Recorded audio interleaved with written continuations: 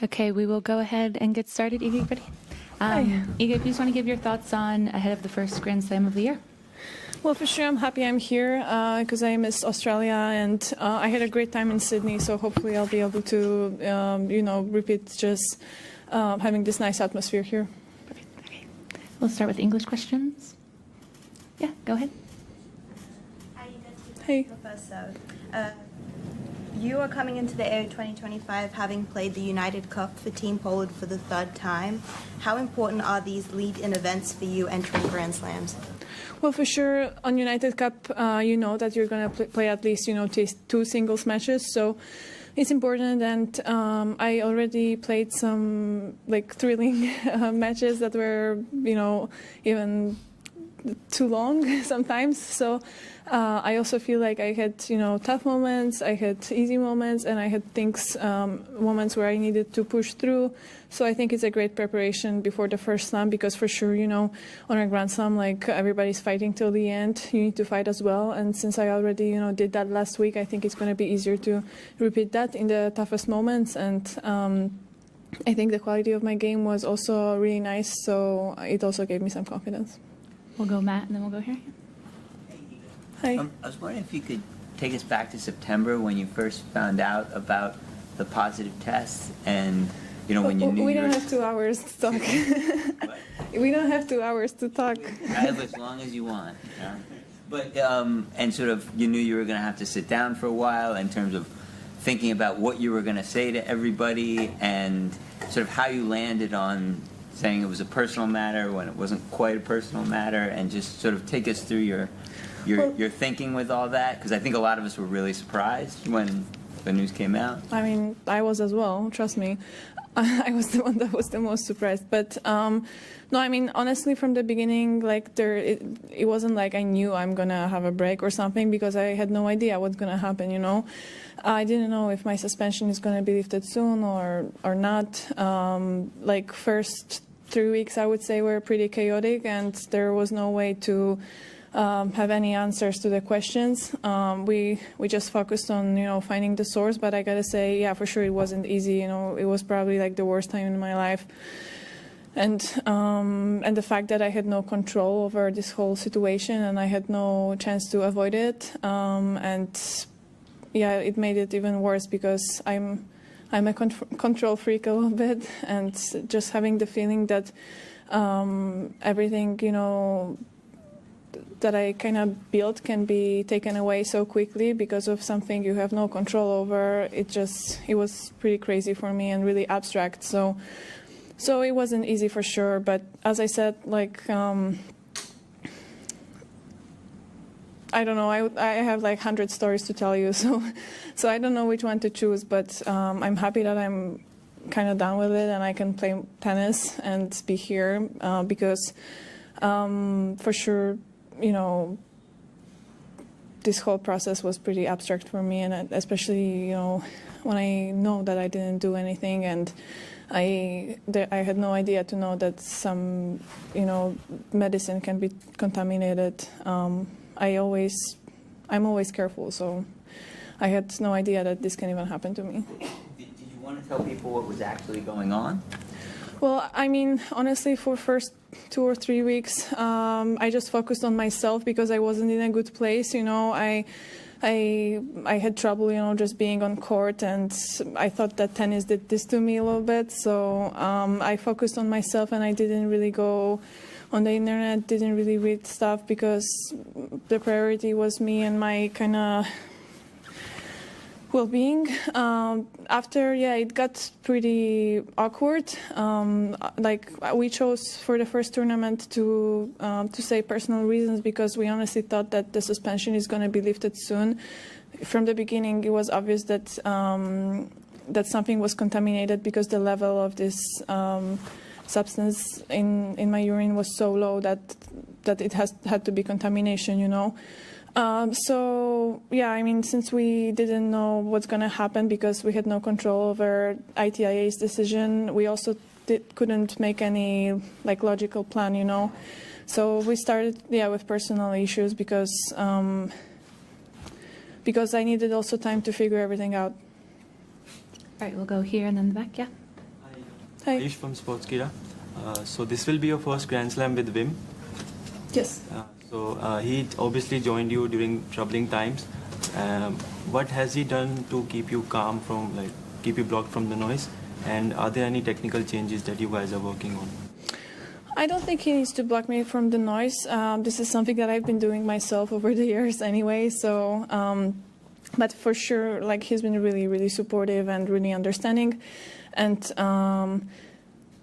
honestly, we kind of moved on.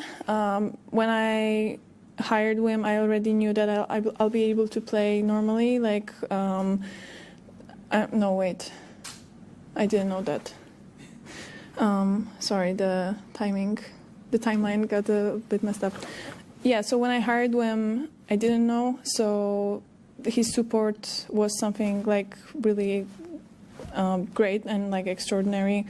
And then when we got the decision, the suspension was lifted before the finals, and I already worked with Wim, but then we needed to close the case, and we did that, before the preseason. I mean, ITA did that before the preseason. So yeah, with this like uncertainty, I think it was great for him to trust me and to trust the process as well, and he was really supportive. And I think overall he's a supportive person, really like empathic, even without any like this extra issues on court. Even I feel like he knows what I feel, and he can. He doesn't judge, he just helps me. So that's amazing. Okay, in the back there and then right here.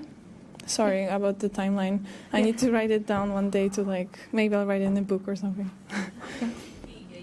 You said at United Cup that you were a little bit scared about what people's reaction would be. I just wonder how things been in the locker room here. Have you felt any kind of different attitudes at all towards you, or does everything feel normal?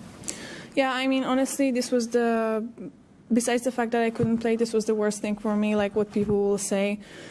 Because I always worked hard to, be a good example and to show my integrity and show like good behavior, So again, having no control over this case like really freaked me out a bit. But in the locker room, the girls are great. I already saw on this exhibition in Abu Dhabi that they are really supportive, and most of them even approach me and they're like, hey, like, how can we avoid this? Like, I don't know, is there any way that we can be more careful, because they are aware that this can happen to them as well. So in the locker room, yeah, it's been great. Like, there are many top players, I'm not going to say names, that were really supportive, and I really appreciate that, because it made me feel a bit better when I came back and I didn't know how it's gonna be. Okay, we just have time for 3 more English questions. We'll go here, Catherine, and then Howard. You know what it's like to arrive at a major as the top seed, going for a three-peat, which you delivered on in Paris last year. How different is that if you could compare arriving as the number 2 seed, carrying those expectations, which Arena obviously will be this time as the top seed, going for 3 in a row? I thought you wanted to talk about my three-peat in 4th round.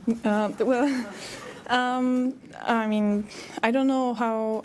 I mean, it depends on the player, I guess. Like, we handle pressure in a different way.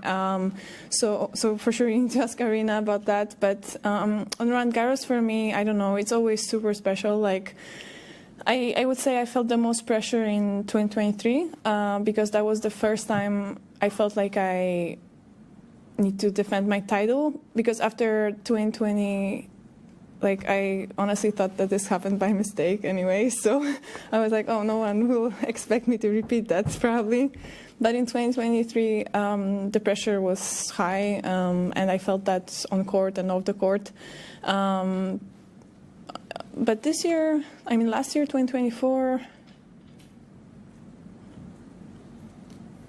I felt good. I don't know. I guess it depends how you play, as well. Like, we get confident when we see our game, and Arena has a obviously great game to play here. So also, it's a 2-week tournament. Even if you struggle at the beginning, you don't know what's going to happen later. You might get a perfect, feeling anyway, or the opposite. So I guess we'll see. Catherine? Hi, Iga. I just have one more question about the timeline. Sorry, I know it's hectic to go back, but obviously, as you can see, I'm not sure if I answered properly. So. No, just as best you can. Obviously, you've talked about Wim, and he was aware of the situation kind of right from the very start of you working together. I just wondered where the decision to part ways from Thomas fit within the timeline of all the suspension and everything. Had that been in your mind for a while? The thing is that it wasn't really connected, so yeah, so like I couldn't work with Thomas anymore, but it wasn't about the case anyway, so...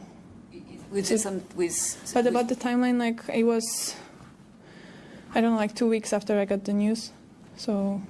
Had that been in your mind for a while, that you needed a fresh voice? Well, not really. Our results were too good.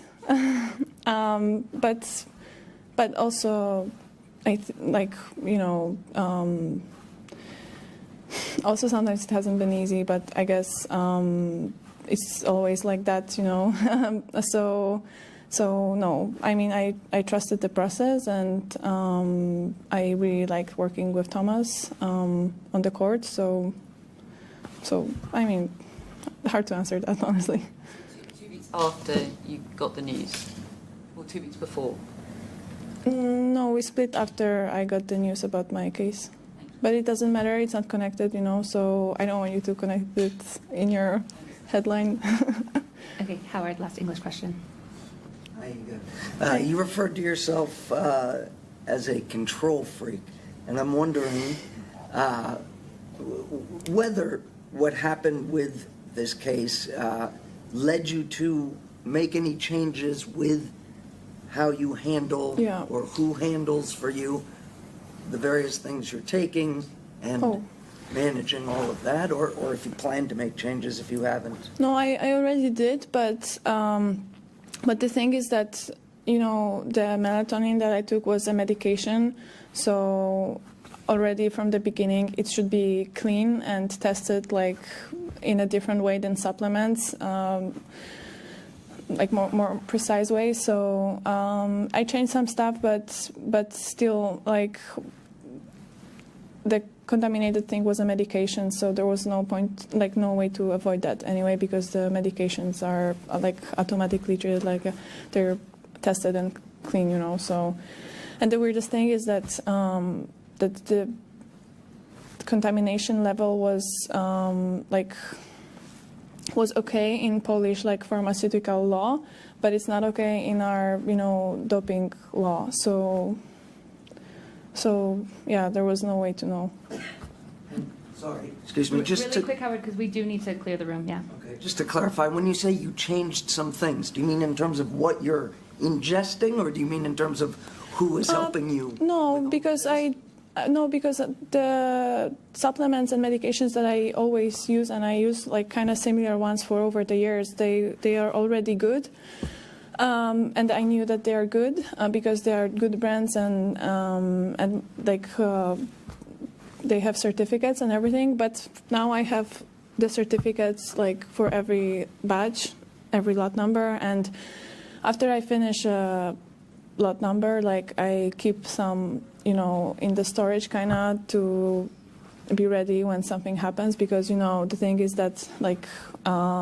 It wasn't so obvious that I'm going to have this melatonin to test, If I would run out of it on US Open, for example, I would just throw it out, the box, and then I wouldn't know. So now I'm kind of keeping everything to be ready just in case.